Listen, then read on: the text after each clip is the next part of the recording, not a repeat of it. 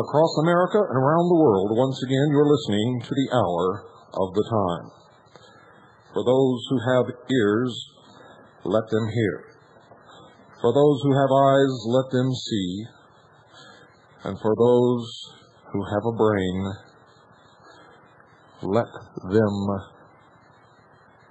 think.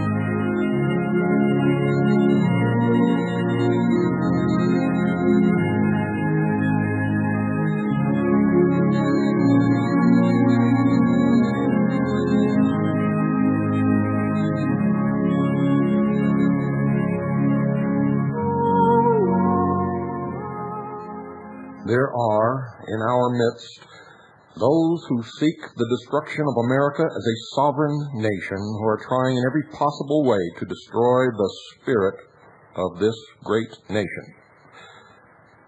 But, ladies and gentlemen, there are also many who are still American in spirit. There are many who waver on the brink of their own enslavement because of the hypnosis employed, and these men and women are gravely concerned. During every speech and every workshop that I make, as I travel around this great nation, I'm asked questions.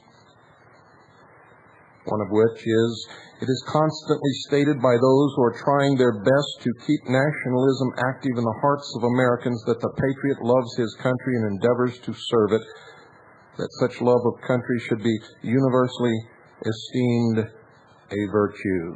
Is this true? It cannot be contradicted, dear listeners, that the Englishman is intensely partial to his country. He's a nationalist from the toes of his feet to the top of his head. And this is true of every citizen of nearly every civilized country in the world. And of course, it is accepted by all the world as natural, normal, and to be encouraged. It is only in America that many who think themselves American permit hordes from foreign countries to make every effort to root out this Americanism and to destroy nationalism, even those who have, through their heritage and their history, become as American as every other, see themselves as something else, Irish American, East European Jews, African American, and I tell you there is no such thing. You are American or you are not. If nationalism or love of country is desirable in countries which America helps to support, certainly it must be good for loyal Americans. And I go one step further. You see, I do not believe in my country right or wrong. I believe in the ideal of America. I believe in the principles and ideals upon which it is based, the foundation upon which it sits, the Declaration of Independence, the Articles of Confederation, the Constitution of the United States of America, and the first 10 amendments to that document known collectively as the Bill of Rights.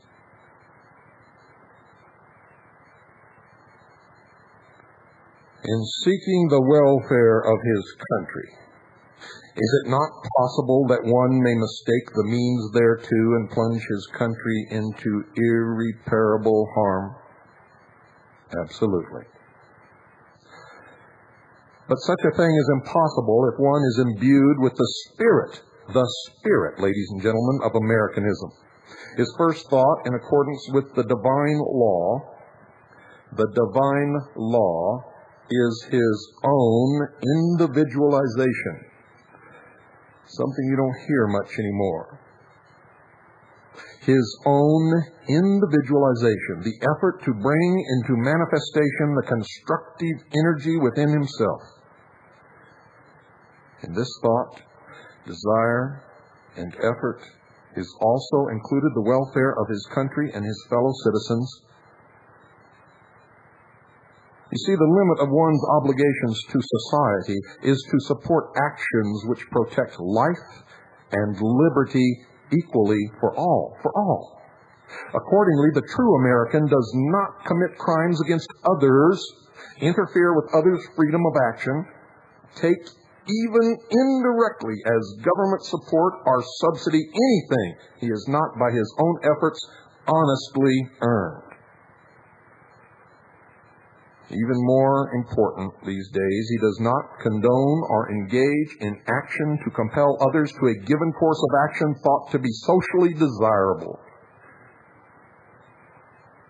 Restraint, ladies and gentlemen, of evil or destructive forces is within the divine law. Compulsion of any kind is against this law. Man must have a free will choice. Under this law, no one, although he may have the power and authority to bring about enmity between his and other countries or interfere with them, may wage war except in self-defense. This was the basis of the Constitution of the United States of America. It expressly forbids standing armies except in time of invasion or insurrection. And it limits the funding of those armies to a period of only 2 years. The only constitutionally standing force is the United States Navy. And it stands simply to protect the vessels of trade. belonging to the citizens of this great nation. You didn't know that, and I know you didn't know that. If you have a copy of the Constitution, if you read it, it will become plain to you. It is as plain as the nose upon your face if you would just read it. Under the law, no one, although he may have the power and authority to bring about enmity between his and other countries or interfere with them, may wage war except in self-defense. However, the question in general concerns only those who are on the path toward the attainment of true freedom, wisdom, the ultimate of the soul's achievement, the individualization of the whole person. Those who are preparing for the work, for freedom, and not the enslavement planned for them by the arch-destroyer and his ambassadors, now so active. It must be accepted as a maxim that man cannot be entirely free until he succeeds in individualizing himself and is able to stand alone, meeting all conditions and all forces as they confront him. In modern times, Admiral Byrd might be cited as one example, living as he did, alone for many months, thousands of miles away from all of his fellow men. However, no one should be bold enough to form an opinion on what took place in his mind and soul during those months while alone and suffering from a grave illness. He was forced to depend solely upon his own resources. How many of you are able to so function? Another example of individualization and the attainment of freedom was that of Bunyan, who, given the choice of recanting his opinions and his teachings or being incarcerated in an indescribable dungeon, chose the dungeon. He might, like millions of others, have chosen physical freedom by denying the soul's spiritual destiny. This would have made him both a craven coward and a victim to a constantly accusing conscience, much like what happens to me when I try to shirk my duty as a messenger to the world. But he took advantage of his isolation to create the immortal masterpiece called Pilgrim's Progress. It was a volume that earned him undying fame and ultimate physical freedom. Those who imprisoned him did not succeed in enslaving him, nor in destroying his individuality, and are long since passed into the silence and forgottenness of all evil ones who then as now, being in temporal power, foolishly think they can accomplish what no others could. Like those of the past, they also will soon be forgotten or mentioned only with derision and hatred. Many Americans believe Patrick Henry, the first to voice the inner feelings of man, that it is far better to die in an effort to be free than live and be a slave to tyrants. But the idea, dear listeners, is as old as organized society and was well developed 2,000 years ago. There were those who lived during the life of Jesus Christ, called the Nazarene, and labored for the welfare of mankind, who clearly foresaw the shadow of tyranny that was to follow in coming ages and forewarned future generations. Unfortunately for mankind, throughout the ages, and more so today in the present, few have ever heeded the warning until it was too late. And then they proved too weak to free themselves from the shackles which they had permitted to be forged, enslaving themselves. Apollonius, who is believed to have been active during the lifetime of Jesus and taught the law of individual freedom and spiritualization, traveled over much of the then-known world, preaching, healing, and teaching that, quote, wise men must be ready to lay down their lives for their beliefs, freedom is a faith based on a spiritual concept to which all men, both sages and laymen, must cleave, unquote. Many of you have called this broadcast a ministry, and I have clarified that for you by telling you this is a ministry of freedom. At about the same time that Apollonius gave voice to this law of individualization and freedom, another, no less than Jesus, gave utterance to the law and its direct effect on those who would listen. And there's been no change in this law or in its operation. He said, and I quote, "But whoso looketh into the perfect law of liberty, and continueth therein, he being not a forgetting bearer, but a doer of the work, this man shall be blessed in his deed," unquote. James chapter 1, verse 25. Today, these are comparatively few in number, as was foreseen and indicated by the statement, quote, "Many are called, but few are chosen," unquote. Matthew chapter 20, verse 16. This has reference to those who are trying to follow the precepts of Jesus Christ, the Nazarene. Apollonius and the sages, wise men of all times, of all ages, in their efforts to become the selected, the spiritually conscious, but fail to realize that there can be no freedom unless they so obey as to individualize themselves. You see, peace between men cannot be established by legislation or force as long as there is enmity between brother and brother.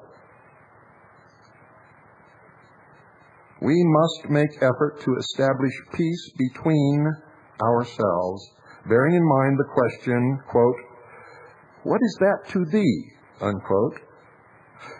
What other men do, follow thou the law, and all will be well with thee.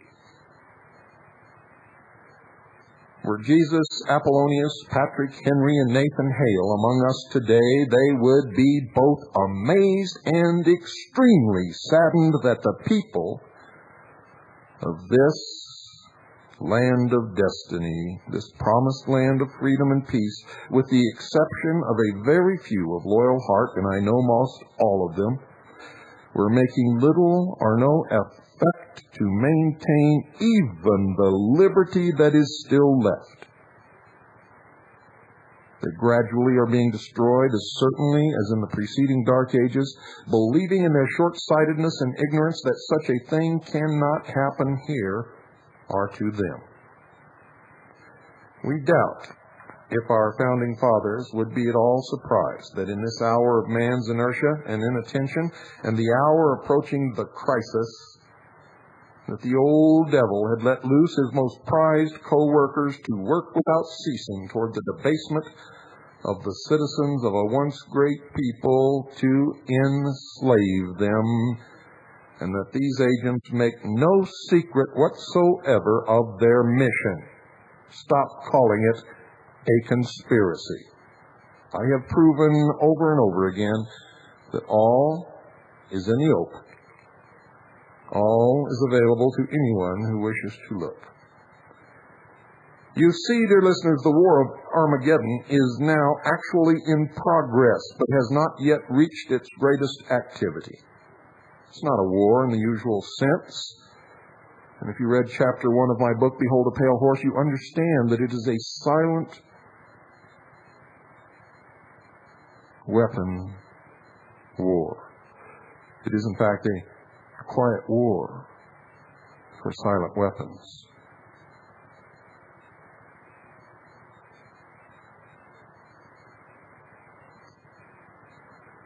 At its height, there will be elimination by unusual weapons, to be sure.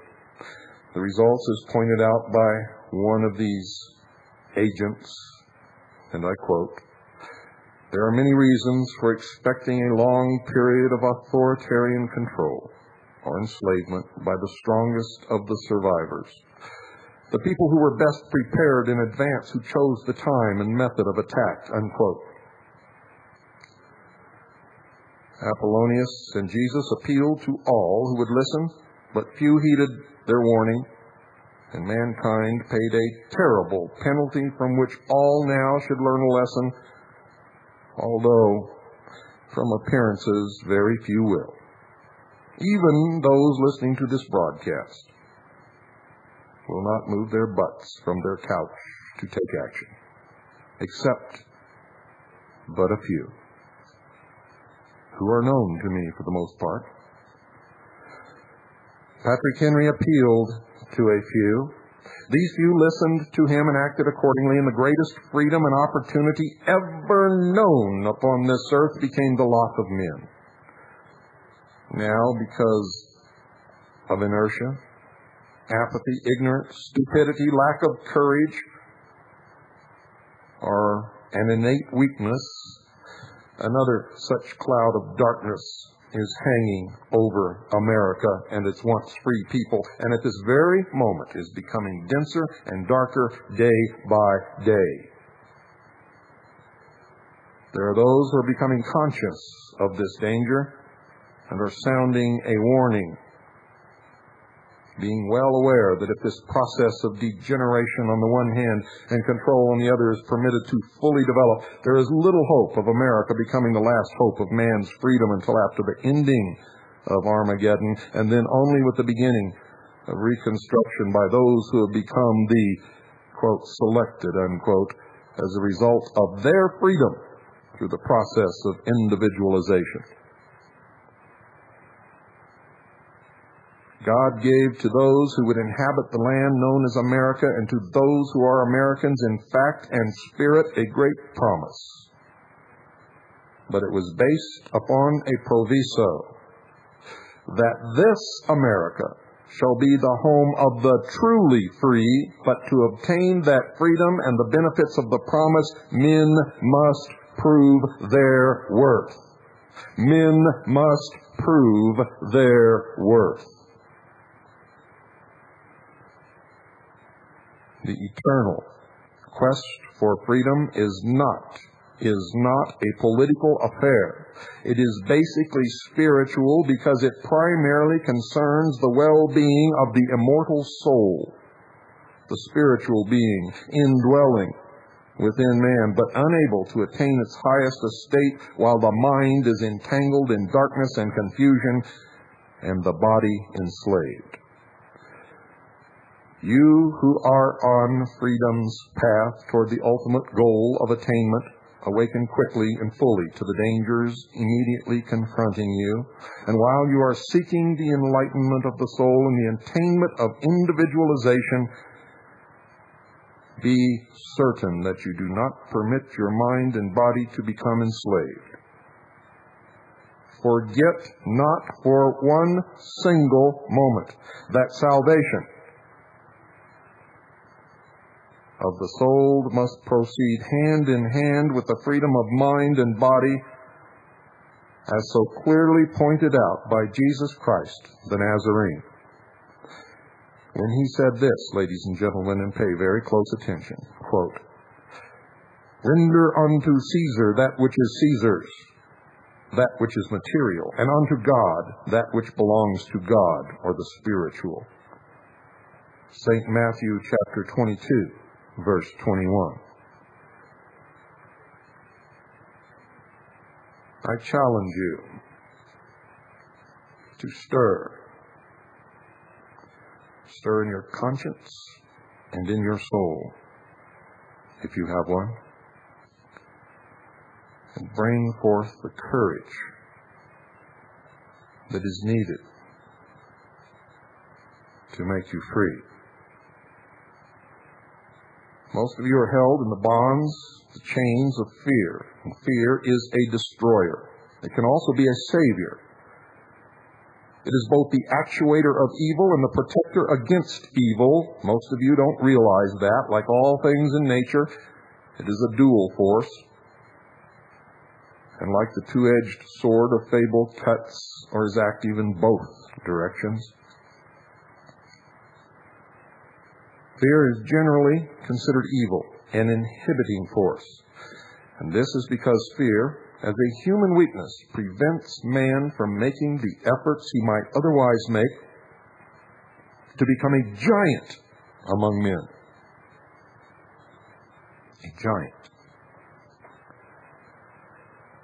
You see, all great things ever performed by man have been performed by individuals.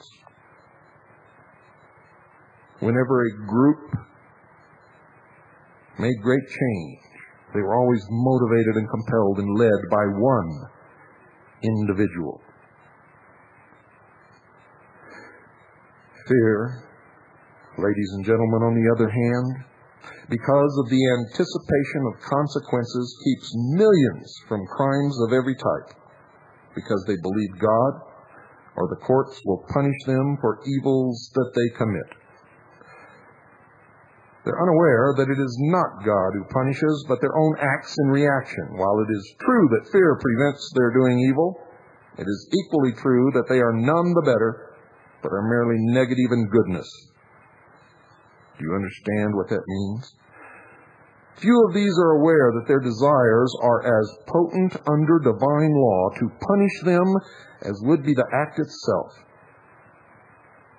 There is but one difference, but this is important.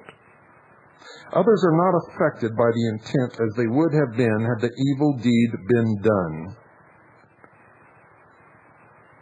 And as stated most eloquently by St. Matthew in his positive exposition of the law, and I quote, "He who lusts after woman in his heart already has committed the act," unquote, St. Matthew chapter 5, verse 28. This law, ladies and gentlemen, governs all of man's thoughts and desires. The kind which, even if it is impossible to fulfill it, will return benefit to the thinker. But why should man have such strong fear? What was its beginning? Is it not this sense or feeling of fear which has almost since the beginning of time been played upon as the harpist does on his harp by those aware of man's weakness? And has it not enslaved all but a few throughout the ages? Is this not the secret weapon used today, which first impressed and then converted or hypnotized the masses to present-day godlessness, destroying the soul, ideologies of evil? The beginning of fear is easily traced to the time when man's physical and mental development reached a degree enabling him to think. He looked about himself and all he saw and became aware of the danger to himself and to those he loved and for whom he felt responsible. Danger confronted man wherever he looked. And he was immediately conscious that if he desired to live, if he wanted to protect those associated with him, he would need to find a means of defense. Henceforth, the greater portion of his thoughts was based on fear and foreboding of what might be, and a means of protection against it. You see, this fear sense became an integral part of him, and when one source of danger was removed or overcome, there immediately was another. For man's mind is fertile. As the sources of danger changed, so must the means of defense. Throughout the early ages of man, his consciousness was different from that of other sentient creatures. His defense was based on some form of battle. Then in later ages came formal war to threaten life, and still later appeasement based upon craftiness. And this has continued to the present. And man can only lessen his fears by learning the truth. Seek ye the truth, and the truth shall make you free. And I tell you, nothing else will. The truth, the governing law, and realistic means of self-defense only comes by knowing the truth. You see, man's only safety lies in not permitting himself to be influenced either by others' promises of benefits or by his own selfish interests, which would infringe upon the rights and possessions of his fellow man.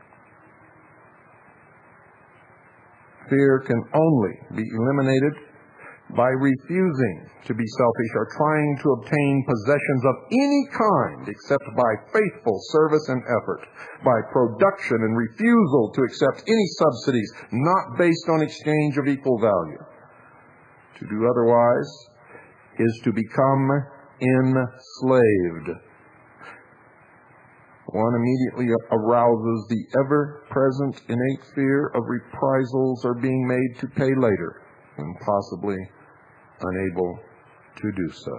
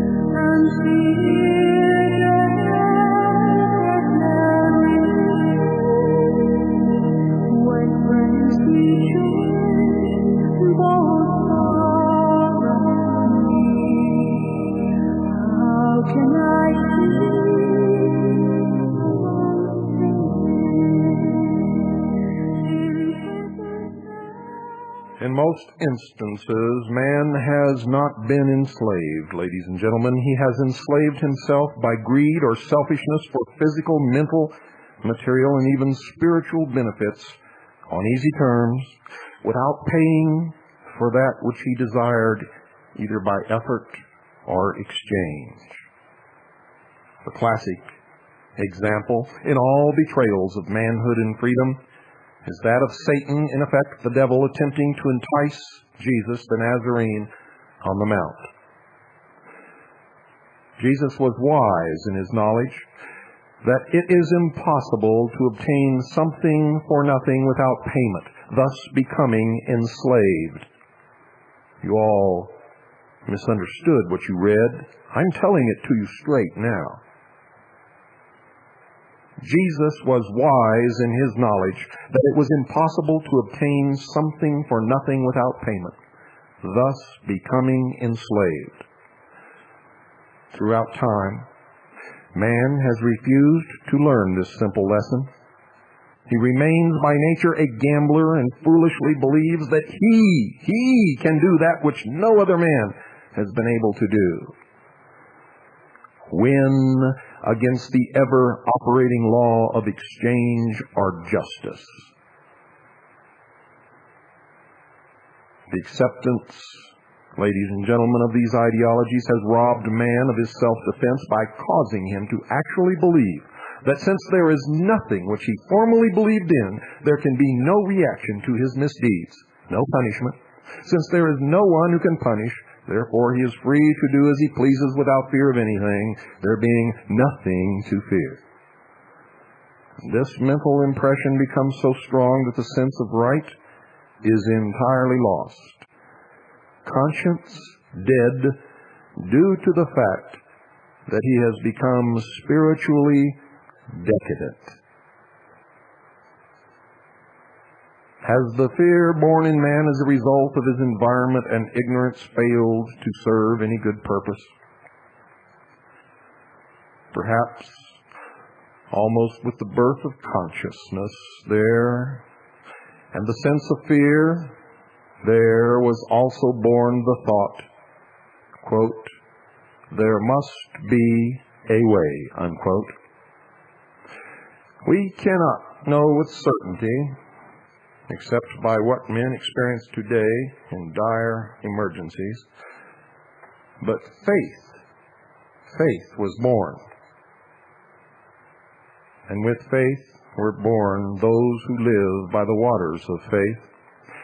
This was the thought, not fully understood, that since there is such a problem to be met, there must be a way to its solution.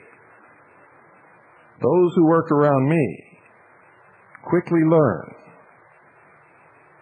that excuses incur my wrath. The word "I can't" incurs my wrath. For my whole life is lived in the waters of faith, and in my family there's only one rule, one law. Trust in God and just do it. No excuses, no "I can'ts," no bullshit. Just trust in God and just do it.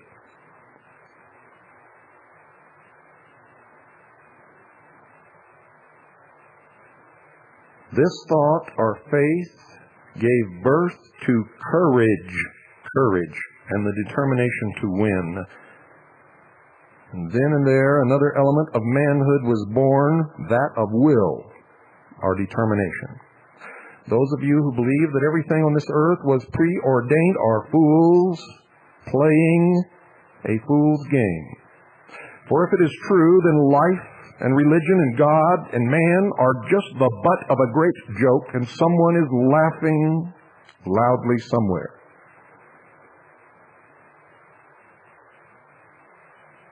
That kind of thinking is born out of irresponsibility, so that you can blame all upon God or upon the devil or upon someone, but nothing falls upon your shoulders, for it has all been preordained.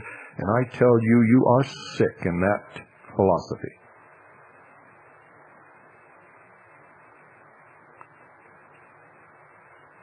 Faith gives birth to courage and the determination to win.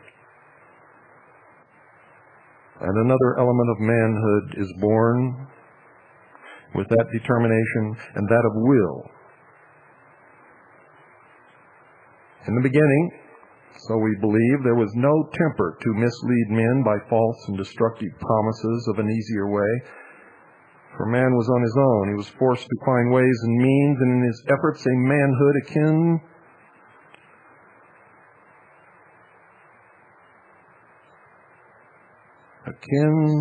to something divine was born. For man discovered he had a soul. Another and most important element gradually entered man's consciousness, and this was that if he, puny as he was, and encircled by constant dangers, could, by faith in himself and effort, overcome insurmountable conditions, then there must be something far greater than himself. The first concept of one greater than himself, one with supreme power and no weaknesses or evil, who must exist, led to the belief that this being could, by faith and effort, be found. And this belief in something greater men call religion, based upon faith. It is through the concept of spirituality and what man may attain by faith, desire, effort, and above all, refusal to listen to the ever-present tempter, that man may gain the ultimate.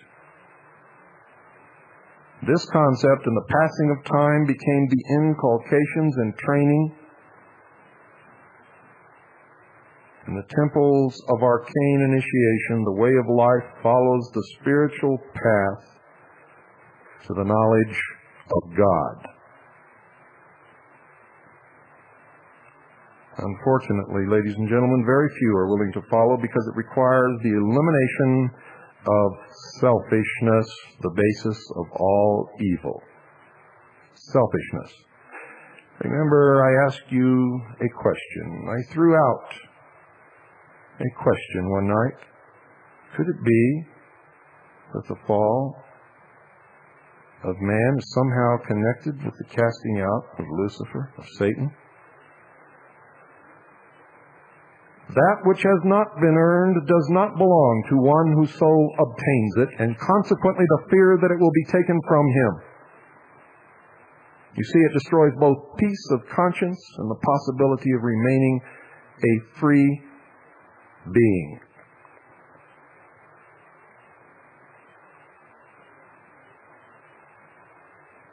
You might ask, is it not generally accepted that self-preservation is the first law of life? If such a law exists, as man's experiences must lead one to believe, does this not support the idea that man is no more than a warring creature, constantly engaged in self-defense, hence some form of destruction, which can hardly be considered spiritual?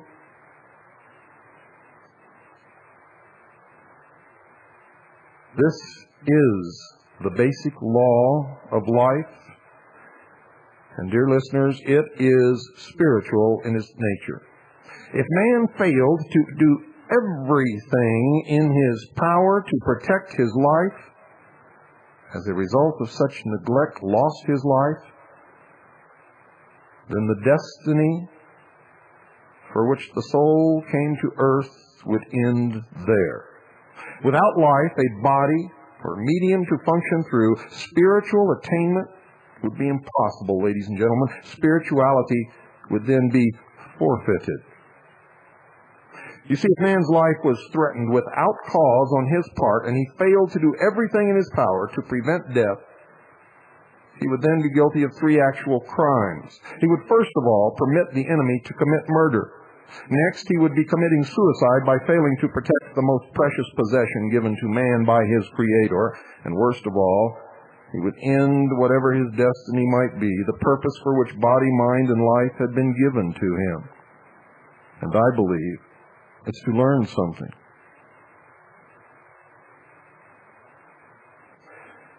In one respect, man is forced to be a warring, not a murdering creature. And I might inject here that the Ten Commandments does not say in its original form, thou shalt not kill. It says, ladies and gentlemen, and you can check this, if you wish, go to the original Hebrew and Greek. It says, thou shalt not murder.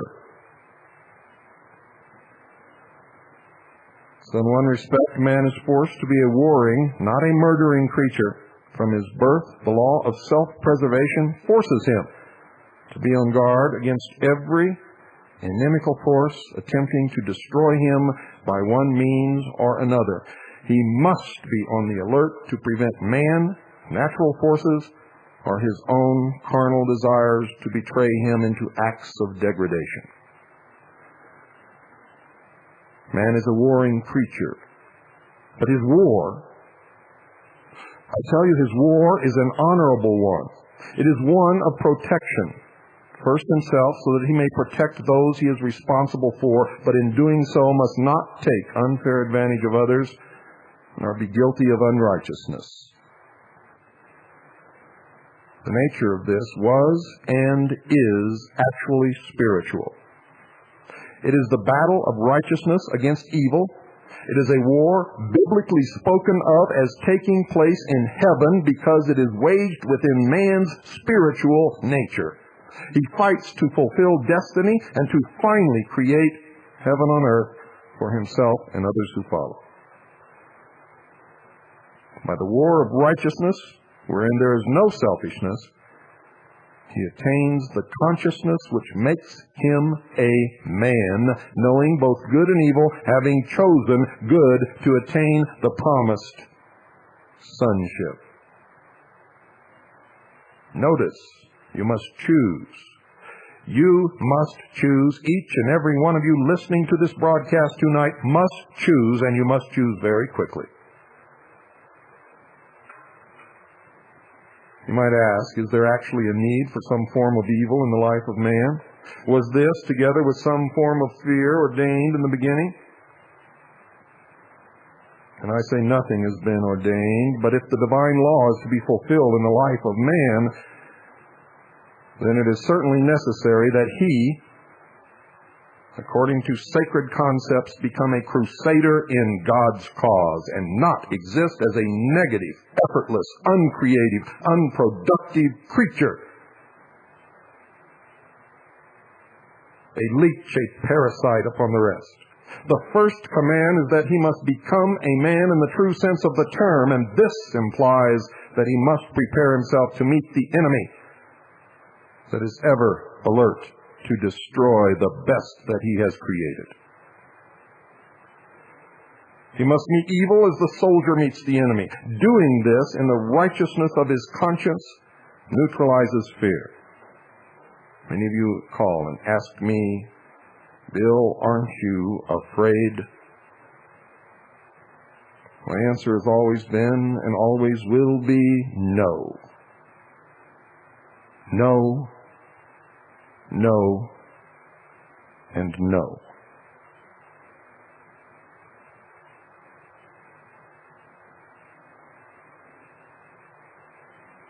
For I know from where I have come, and I know where I am going. I know who I am, and I know that I possess a soul. I fear the actions of no man. I fear the judgment of no man. I fear only the judgment of my God. And I know that if I am doing what is right, I need not ever fear that judgment. And therefore, I am not afraid.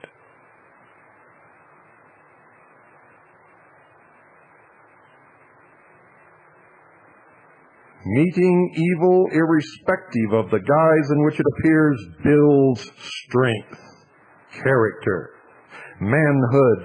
It likewise allies you with the spiritual forces of God. Strength can only be gained by conflict and victory. Those of you who shrink from conflict, shrink from victory, shrink from manhood, and shrink from God. In this effort, man learns that fear is no more than a weakening sense within the consciousness. As taught in the beginning of any novitiateship, no matter what path you begin in your life, in righteousness there is the power of strength, not weakness, and you'd better make sure that you are in righteousness and not in bigotry. Fear is a weakness. To the fearless, the conscience-free, fear is a delusion because removed it ceases to exist. The Apostle John put it nicely when he said, quote, perfect love casteth out fear, unquote. 1 John chapter 4, verse 18. If there were no evil, which masquerades, dear listeners, in many forms, there would be nothing for man to overcome and thereby gain strength and wisdom. He would be a weakling, depending upon nature or some force to protect and sustain him, and there is no glory in that. There would be nothing to conquer, no lower to transmute into the higher, nothing to attain. Man, said to be God's noblest creation, would be no more than the least of creatures, the worm beneath the earth.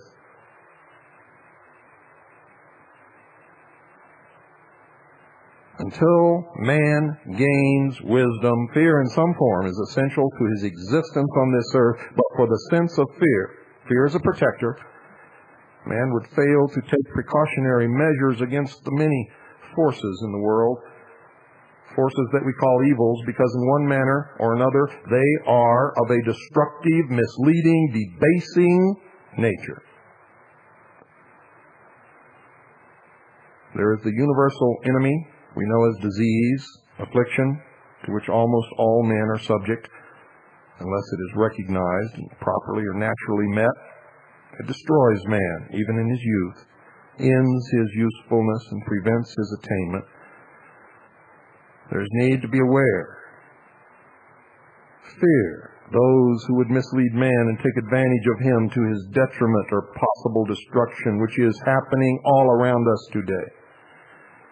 Fear, even if based in ignorance or ignobility of nature, induces him to exercise caution, be on the defensive, and will at least partly prevent his committing evils which would reflect back upon himself and prove his undoing.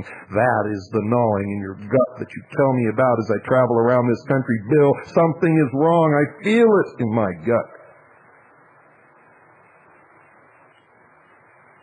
Should you fear God? Should you fear God? No. You should fear God's judgment, but only that fear will come if you know that you deserve to be judged harshly. Fearing God is a debasing, degrading misconception of all sacred concepts. There is nothing to fear in God. Man should fear to commit any act that is evil in nature, that may react upon himself or bring evil results upon others. He should fear to commit evil, not because he fears God, but because of the certainty that every evil deed is under the divine law. As ye sow, so shall ye reap. The act will react in harmony with the act itself. In simple words, it may be said that man should fear to commit evil against himself. Don't fear God. Let your love or devotion to God be such as not to do that which is dishonorable. Most people today don't even know what honorable means, much less what dishonorable means. This term includes everything that is ignoble, degrades yourself before the face of God, and destroys the ease of conscience. There's a sacred precept, dear listeners. There is a sacred precept dealing with the thought of fear. All men, especially those on the path, and most appropriately at this time, should bear in mind this scriptural warning. Quote, "Fear not, but that which destroys both body and soul." Unquote. The forces inciting to that which we know as evil are ever present and everywhere. Evil, the old devil and his agents, hell's emissaries, are more numerous than ever before in the history of man, and their wiles are beyond the ken of man. On the other hand, the forces of that which we know as good are God's agents, are likewise ever ready to help those in need and seeking protection. It depends upon man's inclinations which will prevail. It depends upon your free will choice, which you must make. Evil cannot enter when good is installed. Evil cannot enter the Augean stable that has been cleansed and has become a temple wherein God, all good, dwells. If you know Jesus Christ, if you know God, if you understand what I have just communicated on this broadcast, get in touch with your soul, get in touch with God. Have no fear, for we stand upon the edge of a precipice, and it will depend upon those of us who understand what is happening to pull us back from the edge of that precipice and restore the greatest efforts of all mankind. Good night, and God bless you all.